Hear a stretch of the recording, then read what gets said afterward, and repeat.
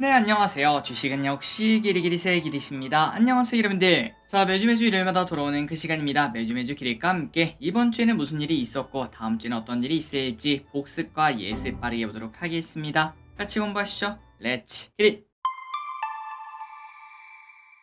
자, 바로 보도록 하겠습니다. 주말 사이에 주요 뉴스가 뭐가 있나 봤더니 하반기가 이제 시작한 지 한 달 정도 지나고 있는데, 그런데 올해 초에 예상했던 것과는 좀 다르게 기업 실적 기대감이 조금씩 낮아지고 있다는 걸 확인할 수 있습니다. 자, 그렇다면 결국은 몇몇 기업들은 어닝 쇼크가 날 수밖에 없고 결국은 주가가 하락할 수밖에 없다는 걸 생각을 해봐야겠네요. 고로 앞으로는 언론사들이 정말 좋아하는 그 말이죠. 옥석가리기, 이 단어가 많이 나올 걸 예상해 볼 수 있습니다. 그리고 다음입니다. 미국 증시가 거의 2주째 조정을 받고 있다는 소식입니다. 다시 또 빠르게 반등했으면 좋겠습니다. 그렇다면 지금 미국이 어느 정도 조정을 받고 있나 봤더니 차트를 보니까 꽤나 조정을 받고 있네요. 애플과 엔비디아, 이때까지 열심히 올라왔던 두 친구죠. 그런데 딱 2주 전부터 하락하는 걸 확인할 수 있고, 과연 여기서 지지선을 만들 수 있을지 조금 더 지켜봐야 될 것 같습니다. 그리고 코스피 이번 주는 어땠나? 0.4% 하락으로 나름 잘 버티는 모습 나타냈고요.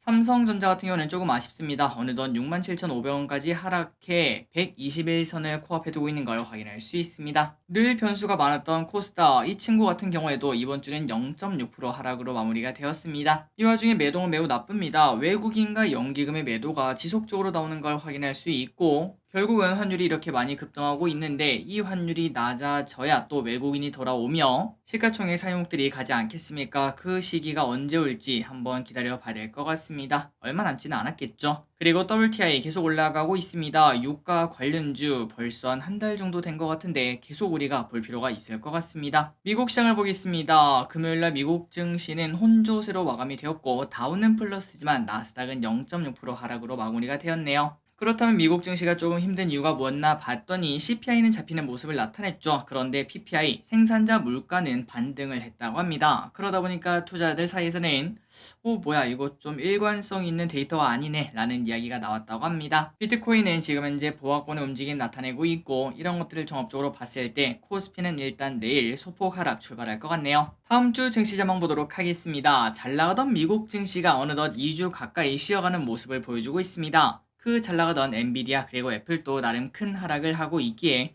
걱정이 나온다고 하는데요. 그리고 또한 한국도 마찬가지입니다. 최근 2주간 테마주만 뜨거운 걸 확인할 수 있고 딱히 메인 주도주는 발견되지 않는 걸 확인할 수 있죠. 결국은 장을 더 올리려면 동력이 필요한데 8월 중 그 부분을 찾을 수가 있을지 걱정이 나온다고 합니다. 자, 다만 그렇다고 추가적으로 크게 하락하는가? 그 가능성은 높지 않다고 합니다. 빅스, 그러니까 변동성 지수가 급등하고 있는 것도 아니고 큰 악재가 지금 나타나면서 하락하는 것도 아니기 때문에 아마도 최근 들어 많이 올랐기 때문에 단순 조정 아니겠냐, 이렇게 생각을 한다고 하네요. 하지만 우리가 이제 조금씩 느낌이 오긴 옵니다. 슬슬 상승폭이 조금 제한되는 걸 확인할 수 있는데, 예를 들자면 우리가 3주 전부터 공모주의 분위기가 약간 이상해졌죠. 그런 느낌이라고 생각하시면 될 것 같습니다. 앞으로 공모주로 돈을 못 버는 건 아니지만 3배씩 먹던 그런 시절은 지나간다라고 볼 수 있겠죠. 그래서 우리가 앞으로 주식 투자할 때는 올해 초와 다르게 이제는 좀 눈높이를 낮춰서 안정적으로 투자할 필요가 있다는 걸 확인할 수 있습니다. 그리고 이 와중에 이번 주에 뜨거웠던 섹터가 뭐냐? 중국 소비주, 비만 관련주, 초전도체 관련주, 로봇, 그리고 음식료, 이 정도가 좋았는데 여기서 메인 주도주가 나올 수 있을지. 참고로 메인 주도주라는 것은 단순 테마로만 올라가는 게 아니라 실적 기대감과 사람들의 관심, 예를 들면 올해 초 2차 전지를 강하게 말할 수 있을 것 같습니다. 물론 그 정도로 뜨겁긴 어렵겠지만 거기에 준하는 그런 비슷한 주도주가 나올 수 있을지, 만약 나온다면 어떤 게 될지, 그런 부분은 우리가 당연히 공부를 해봐야겠죠. 한번 고민을 해보시면 좋을 것 같습니다.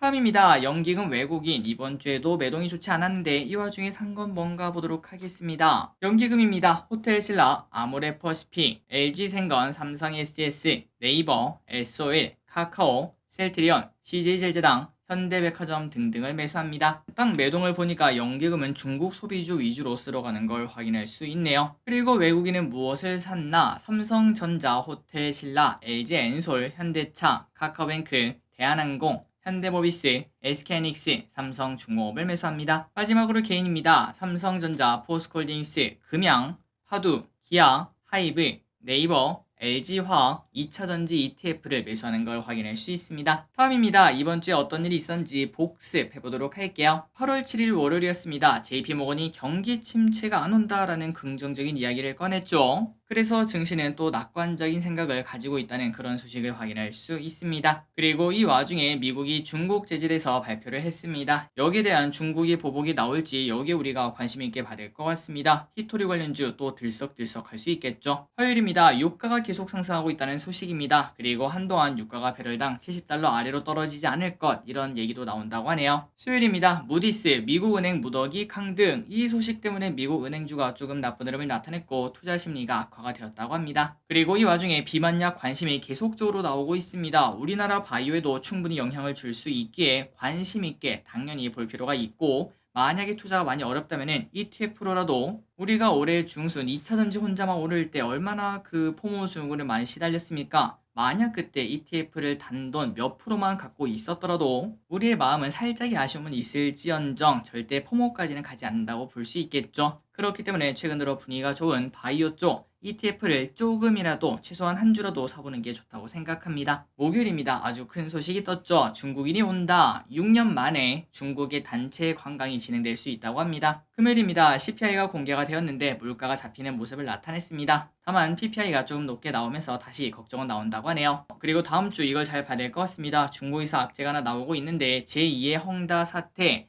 부동산 개발업체인 비구이 위안이 파산할 수 있다 이런 얘기가 나오고 있습니다. 한번 보도록 하겠습니다. 마지막입니다. 다음 주에 있을 일 예습을 하고 끝내보도록 할게요. 목요일입니다. 12월 결산법인 반기보고서 제출 마감일입니다. 이때까지 만약에 제출하지 않는다면 당연히 문제가 생길 수 있겠죠. 내가 가진 종목들 관심 있게 받을 것 같습니다. 화요일입니다. 광복절 휴장입니다. 수요일입니다. FMC 의사록이 공개가 되고요. 목요일입니다. 메이플 스토리엠 중국에 출시를 한다고 하는데 좋은 결과 있었으면 좋겠습니다. 요즘 게임주 진짜 말도 안 되는 흐름을 나타내고 있죠. 금요일입니다. 미국 옵션 만기일이 기다리고 있습니다.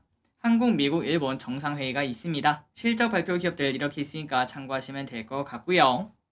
그리고 그 다음 주에는 여러 가지 소식이 있는데 중요한 게 많죠. 중국 8월 대출 우대 금리 발표, 그리고 게임스컴이 개최를 하고 잭슨홀 미팅이 있습니다. 여기서 어떠한 이야기가 나오느냐 이 부분을 우리가 관심 있게 봐야겠죠. 그리고 금통위가 있고 네이버 DAN23이 열리는데 여기서 드디어 클로바엑스가 나온다고 합니다.